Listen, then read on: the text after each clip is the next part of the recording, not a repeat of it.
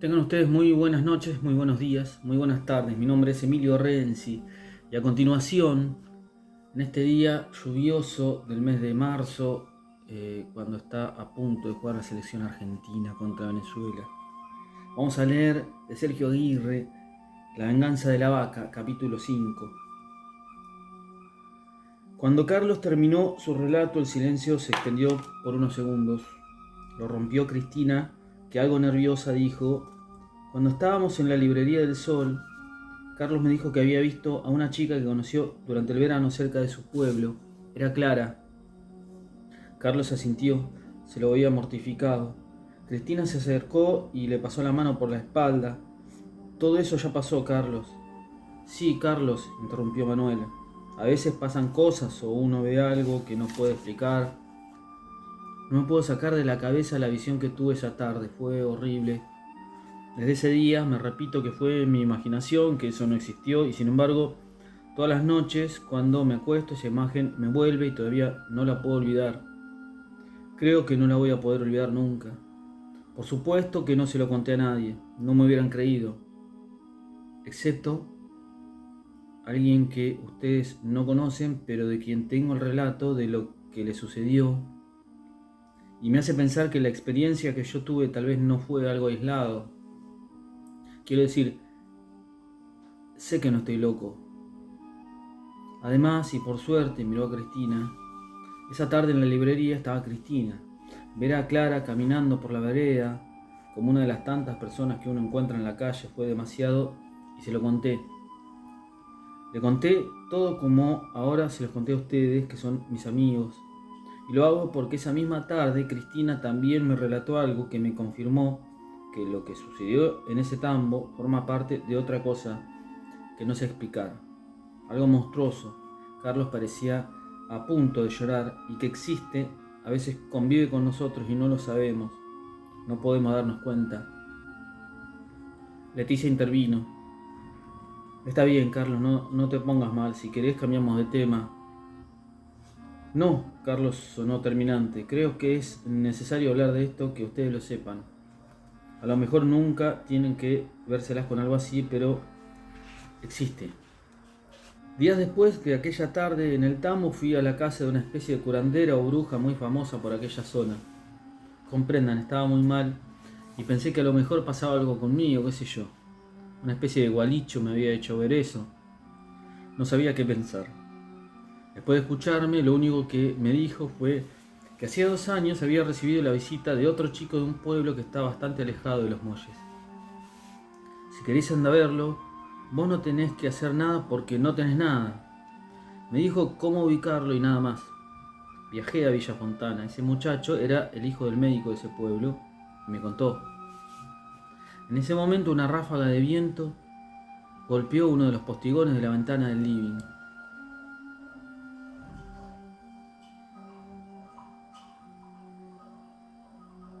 Todos se sobresaltaron. Cristina se levantó. Va a ser mejor que prepare café. ¿Me podrás ayudar con las tazas, Marcela? Sí, Marcela, que estaba sentada en uno de los sillones, se incorporó. Nos va a venir bien un cafecito. La cocina, mientras Cristina preparaba la cafetera, Marcela comenzó a abrir las alacenas en busca de las tazas. Pobre Carlos, que le haya pasado una cosa así, no lo puedo imaginar. Mejor dicho, no lo puedo creer. Cristina bajó los ojos y con un gesto serio dijo: yo sí lo puedo creer. Desgraciadamente, pienso que eso puede ser cierto. Marcela la miró. ¿En serio? Cristina la miró a los ojos. Yo sé por qué te lo digo.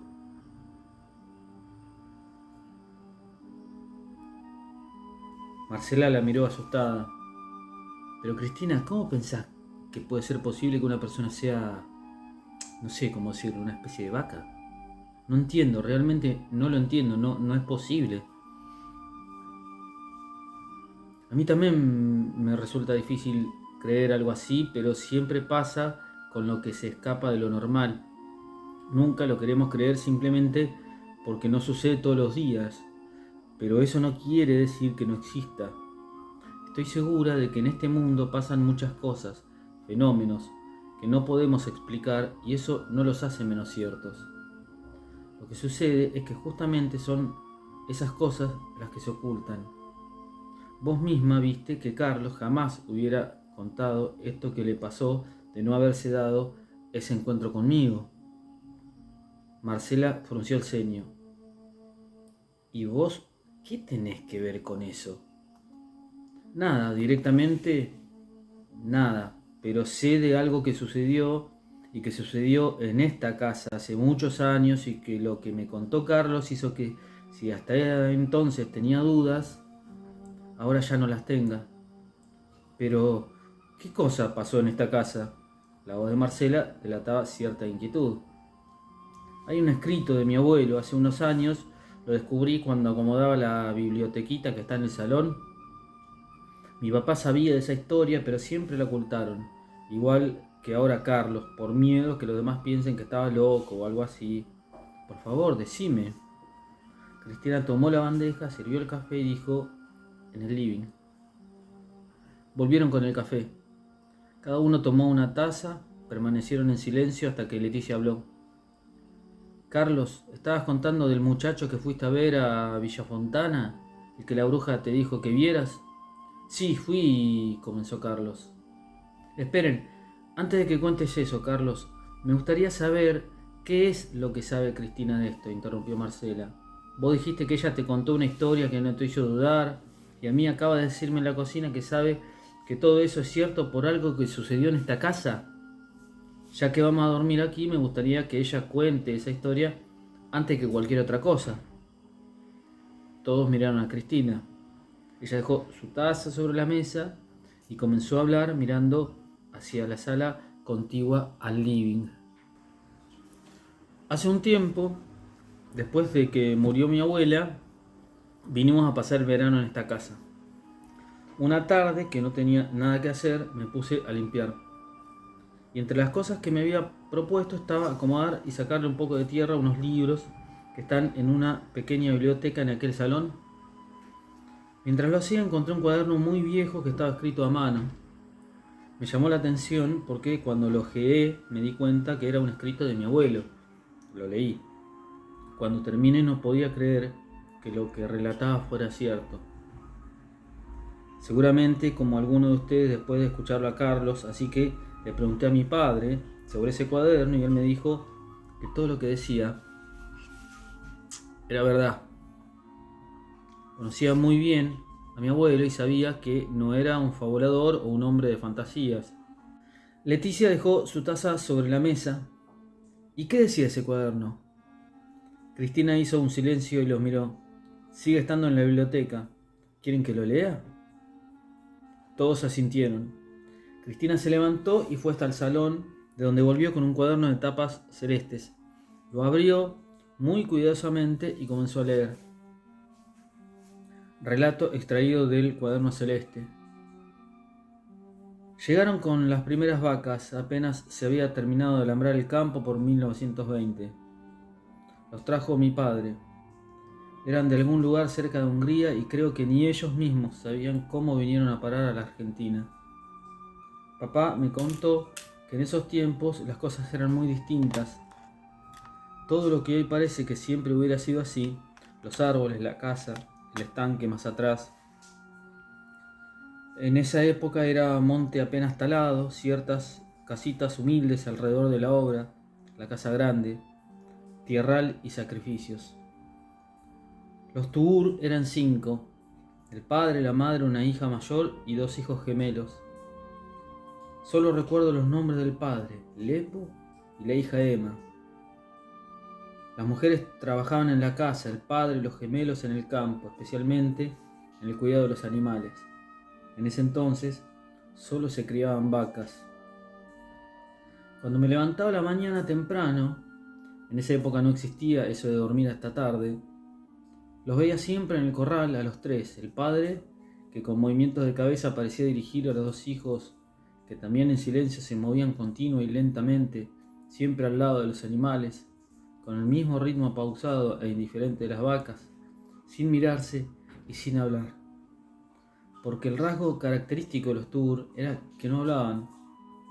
Las palabras parecían existir como un último recurso para hacerse entender, y sin embargo comprendían todo lo que se les decía mejor que cualquier otro. En la casa sucedía algo similar. Recuerdo las Tur casi mudas, y a mamá eso le gustaba. En ese sentido siempre trató al personal como animales. No esperaba que hablaran, solo que obedecieran. Por eso estas mujeres parecían haber nacido para llevarse bien con mamá. A papá, en cambio, a veces lo exasperaba el silencio de los Tur, sus miradas. En este momento me vienen a la memoria sus ojos esquivas, casi indiferentes, y esa forma de sentir bajando los párpados y retirándose lentamente. Entre nosotros, cuando papá estaba de mal humor, le solía decir las bestias.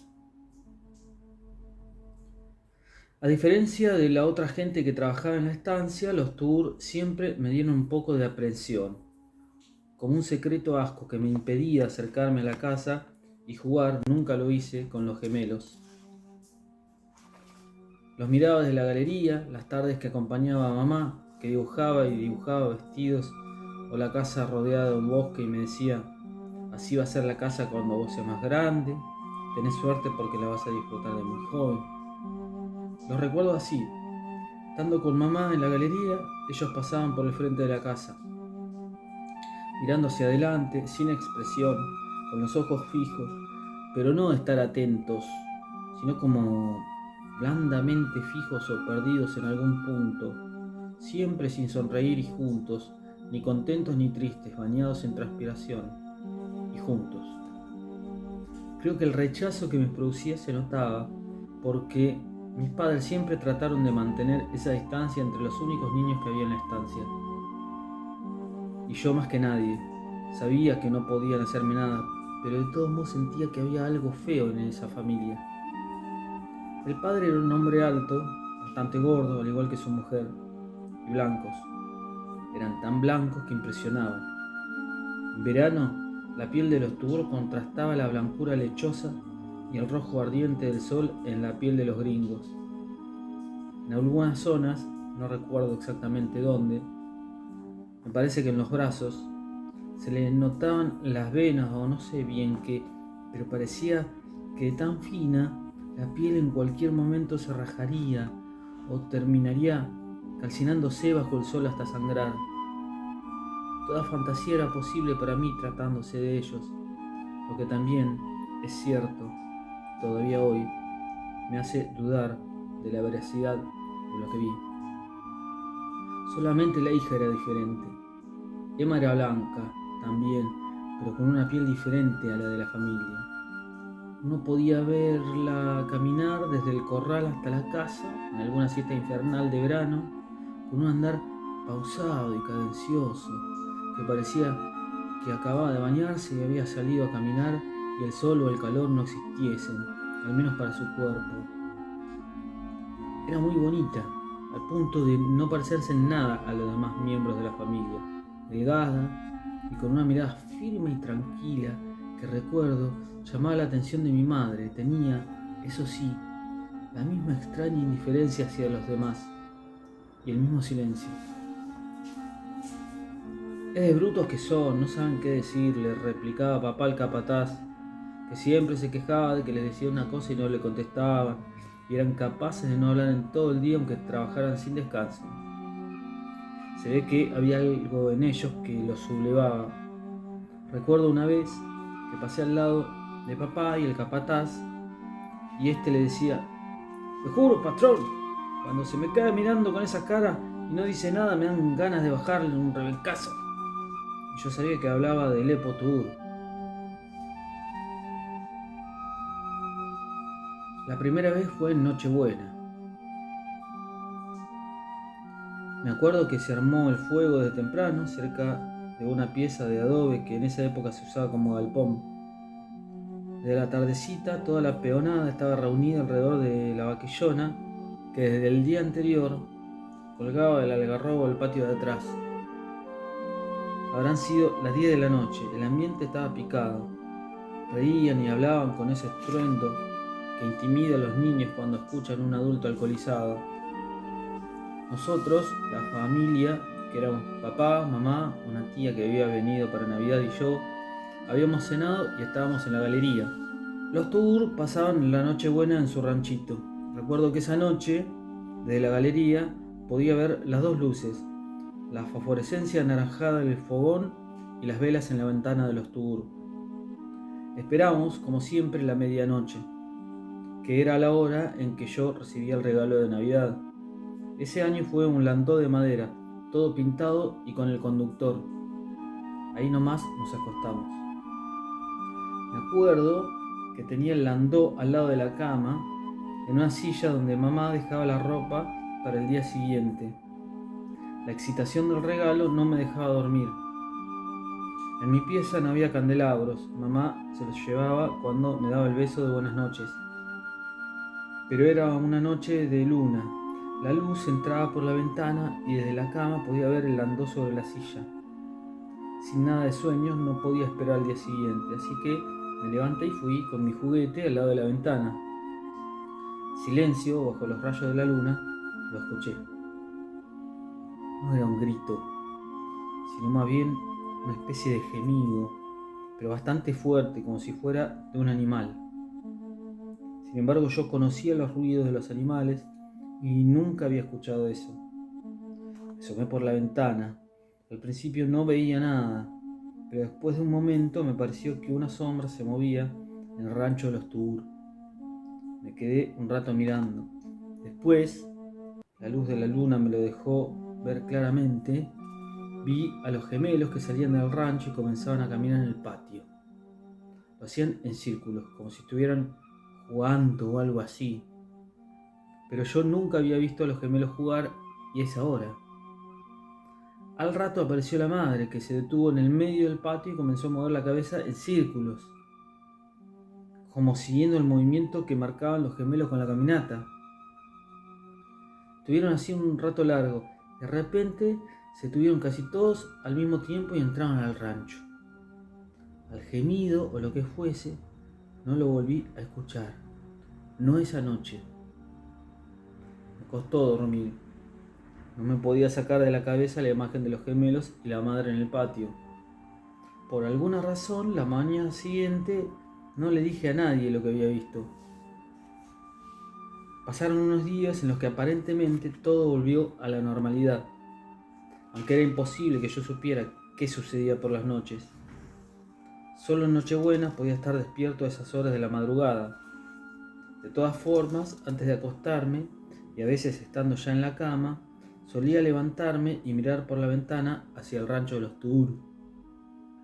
Solo me encontraba con la luz de las velas, el silencio y la negrura de la noche. Durante el día, por momentos, los observaba. Miraba a los gemelos en el corral o a la madre en la cocina y trataba de imaginarme qué era lo que hacían esa noche en el patio. Su silencio y ese aire ausente que antes era lo normal en los miembros de esa familia, ahora me resultaba enigmático, casi siniestro. Pensé, imaginé, que no hablaban porque guardaban un secreto terrible, y eso me daba miedo. En enero fuimos a Córdoba. Estuvimos casi todo el mes, primero los tres y después de que papá volvió a la estancia. En esa época, si estabas al frente del campo, no te podías tomar vacaciones. Solo con mamá. Todos los años mi tía pasaba Navidad y Año Nuevo con nosotros y después volvíamos con ella a Córdoba, a la casa de mi abuela. En la ciudad me olvidé de los tours, la noche de Navidad y ese extraño rito que empecé a pensar podía ser una especie de ceremonia del país de donde venían. La ciudad, sus paseos y mis amigos de vacaciones, los hijos de la vecina de mi abuela, ocuparon mi atención durante todo ese mes. Después de que regresamos, a los pocos días, sucedió otra cosa. Estaba jugando en mi habitación. Mi abuela me había regalado unos soldaditos de plomo y los disponía en fila sobre el escritorio cuando escuché un ruido en el baño. Era como un quejido, un silbido y un golpeteo. Me llamó la atención sobre todo porque en ese momento pensaba que solamente yo estaba dentro de la casa. Salí al pasillo y cuando llegué a la puerta del baño la vi a Emma. Estaba parada frente al espejo, con la lengua afuera y los ojos muy abiertos. Golpeaba con la punta de los dedos su imagen en el vidrio. Recuerdo que me quedé parado sin saber qué hacer. Quería llamar a mamá, pero algo no me dejaba reaccionar. De repente, Emma me miró, con los ojos todavía muy abiertos y frunciendo el ceño, acercó su cabeza hasta quedar a muy corta distancia de la mía y dijo: "No hable". Sentí que me faltaba el aire. Ese rostro que me miraba sin parpadear y con esa expresión que no conocía me llenó de terror. Dio media vuelta y se fue sin decir nada más. Recuerdo quedarme en el mismo lugar sin poder moverme. Miré hacia el final del pasillo por donde había desaparecido Emma y después de un momento comencé a caminar hacia afuera. Sus palabras me seguían como un eco y cuando estaba llegando al comedor supe que no diría nada. La posibilidad de vérmelas a solas con esa muchacha, que para mí se había transformado en alguien amenazante, fue la razón que me decidió a tratar de olvidar lo sucedido, aunque sabía que no podría hacerlo. Además, ¿qué le diría a mamá? ¿Que se miraba al espejo mientras tenía la lengua afuera y después me dijo que no le cuente? Se reirían de mí y lo peor, ganaría una enemiga. Los cambios operados en los Tugur pasaron desapercibidos al principio, excepto para mí, que, desde el encuentro con Emma, comencé a observarlos. Lo primero que noté fue que Emma y su madre no podían pasar al lado de un espejo sin detenerse. Era un segundo a veces, una ojeada que se confundía con un parpadeo. Por momentos las espiaba y si encontraba alguna sola, la veía pararse y observar su imagen en el espejo. Lo hacían con una curiosidad que me llamaba la atención, como si vieran otra cosa. En esos días también comencé a escuchar los ruidos con la boca, muy débiles al principio. Creo que solo alguien obsesionado como yo con los Tugur podría haberlo percibido. Era un ir y venir de saliva corriendo entre los dientes o de líquidos que se desplazaban en la boca por algún motivo ajeno a la voluntad. Ruidos ajenos a la voluntad, como los ruidos de la panza o los latidos. Traté de reproducirlos y fue imposible. Inhumano. Una mañana acompañé al capataz a una yerra en una estancia vecina. La estancia de los Monteros. Era una costumbre en esa época que el personal de una hacienda estuviera y ayudara en la yerra del vecino. También iban los Tugur. Me quedé todo el tiempo al lado de don Gómez, el capataz, que siempre me decía cosas al tipo de: "Cuando esto sea tuyo", o "Cuando usted sea grande", y así. Imaginaba, no sé por qué, proyecciones sobre mí o la estancia.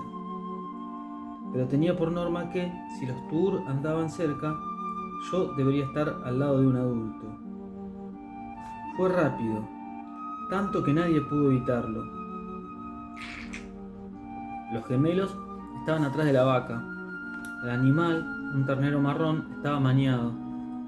Asimismo trataban de inmovilizarlo, como si alguna resistencia fuese tan veloz que pudiera lanzar el hierro caliente por los aires. Se movió, se cruzó, no sé, no pude verlo hasta después, cuando sangraba. La marca cayó sobre la espalda de uno de los gemelos. Todos lo escuchamos. Fue un bufido. Nada parecía un grito de dolor de un niño. Se armó un revuelo. Las mujeres gritaban y unos gauchos se quisieron medio pelear echándose culpas. Pero yo no podía dejar de mirar el rostro del gemelo. Con los ojos abiertos y sin una lágrima, lo único que hacía era mover la lengua con la boca entreabierta y despedir una baba espesa que le caía por el pecho. Ahí nomás, don Gómez lo agarró y lo llevaron a la casa para curarlo. No me dejaron entrar. A la vuelta nadie hablaba. Don Gómez estaba fastidiado por el accidente. Al llegar a la casa creyó que no lo escuché cuando dijo, para sí y por lo bajo: "Es que son estos bestias nomás". El padre y el otro hermano todo el tiempo habían permanecido impasibles y, como siempre, no dijeron una sola palabra. La mortificación que ese accidente hubiera significado para mi padre parecía no existir en el Epo Tugur. como si nada hubiese pasado.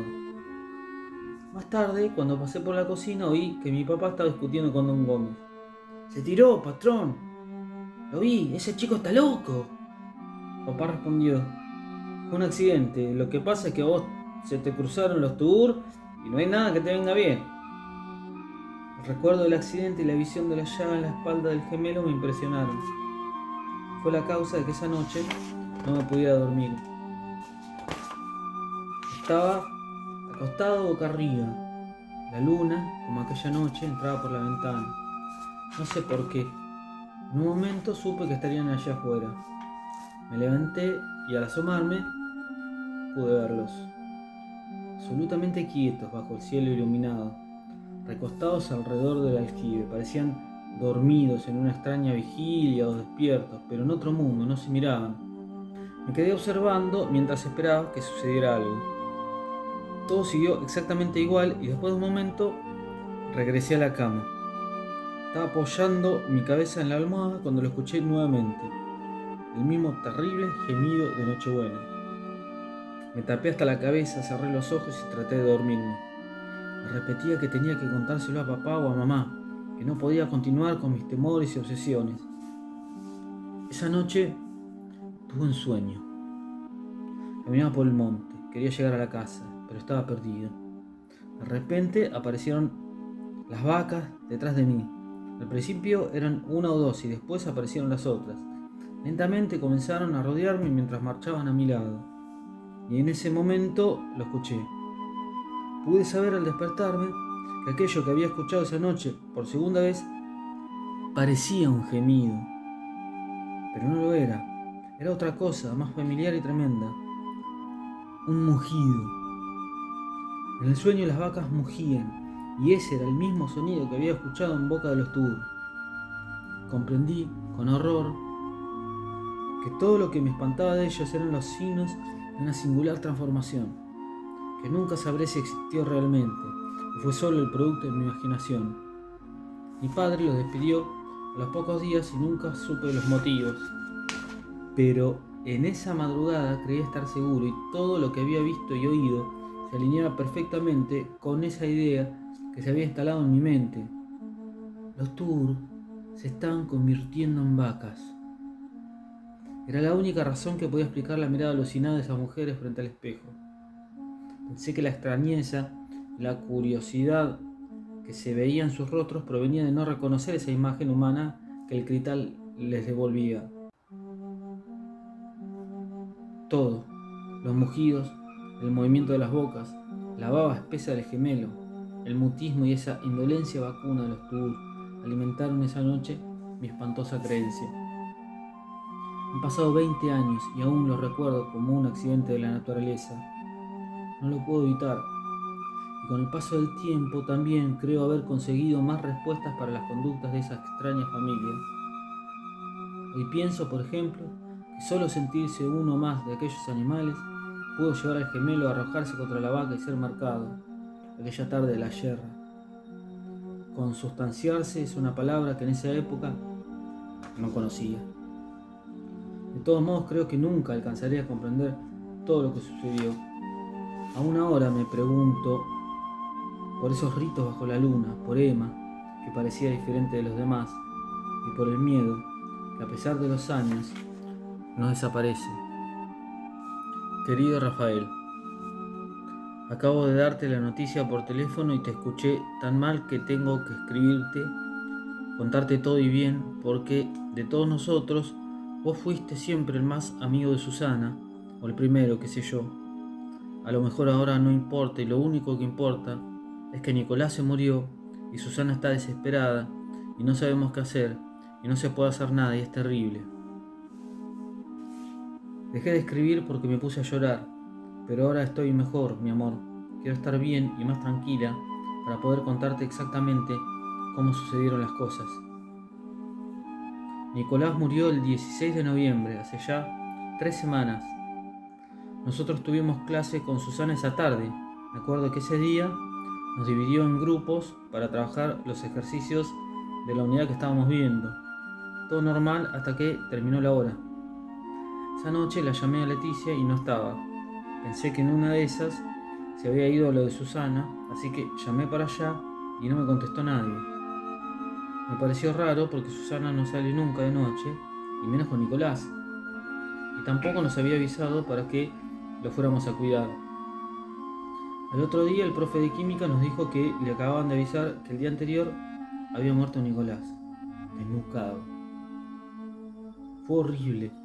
Leticia se cayó al suelo como una bolsa de papas desmayada, y yo no podía creer lo que escuchaba.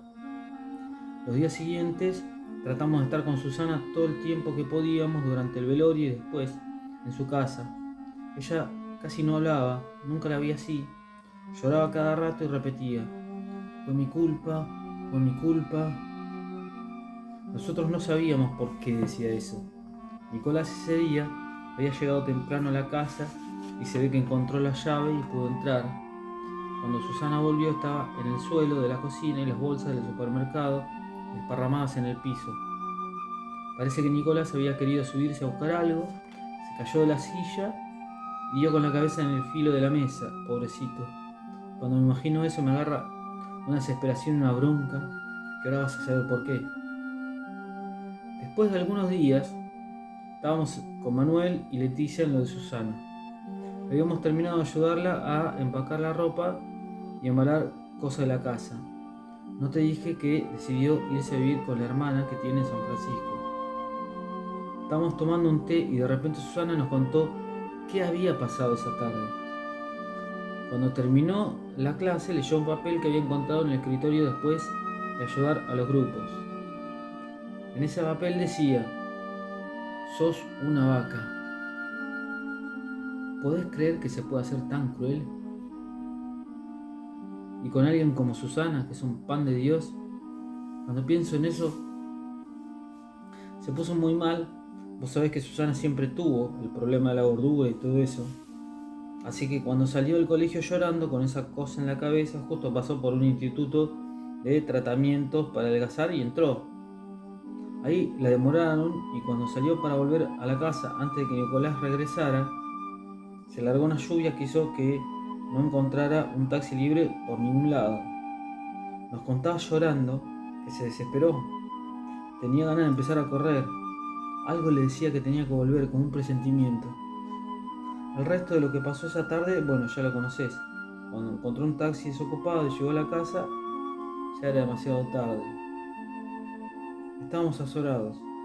No sabíamos qué decirle. Solo que no había sido su culpa, que fue un accidente que podría haber sucedido estando ella en casa. Ese tipo de cosas. Pero sabíamos que sí hubo un culpable, y era el que había dejado ese papel. Si no hubiera sido por eso, Susana no se hubiera demorado y nada de eso hubiera pasado. Al día siguiente nos encontramos con Carlos y le contamos todo. De la bronca golpeó la pared y dijo que teníamos que encontrar al que había hecho eso. Que lo teníamos que hacer por Nicolás y por Susana, que esto no podía quedar así. Yo creo que tenía razón. Para colmo, las clases ya terminan y no tenemos mucho tiempo. Por favor, Rafael, trata de apurar tu regreso. Lo único que me hace sentir bien es la idea de que falta poco para que vuelvas y que podamos hacer algo para que todo esto no quede así, en la nada. Te quiero mucho, muchísimo, Cristina. Después de que leyó la carta, Rafael se quedó quieto, sentado en el pequeño sillón que había en su habitación de la casa de los Redlaw, en Londres. Estuvo durante más de media hora con la vista fija. Pensaba en Susana y en Nicolás y aunque no quería hacerlo, lo imaginaba en el piso de la cocina. Trataba de borrarse esa imagen que le volvía hasta que cerró los ojos. Estar en Inglaterra, que había sido su sueño durante muchos años, ahora era una pesadilla. No poder acompañar a Susana, Cristina y sus amigos, que al fin y al cabo eran, después de su familia, lo que más le importaba, lo desesperó. Tenía que volver. Había llegado a Inglaterra en febrero y aún faltaban 2 meses para completar el año acordado, pero no podía esperar. Hablaría con los Redlaw y esperaba que entendieran. En ese momento recordó a Susana y los planes que hacía para su vuelta. Y en ese otro rostro que no conocía y que esa tarde, con ese papel, había desencadenado la tragedia. Abrió los ojos, parpadeó y los abrió aún más. Tragedia. Sobre la mesa, bajo el sobre de la carta de Cristina, la última página del Times mostraba ese recuadro. Tragedia en Sotheby's Farm. Tomó el diario y leyó. Esa noche, después de hablar con los Redlaw y reservar un pasaje para la semana siguiente, Rafael no podía dejar de pensar en Susana, el niño muerto y las vacas.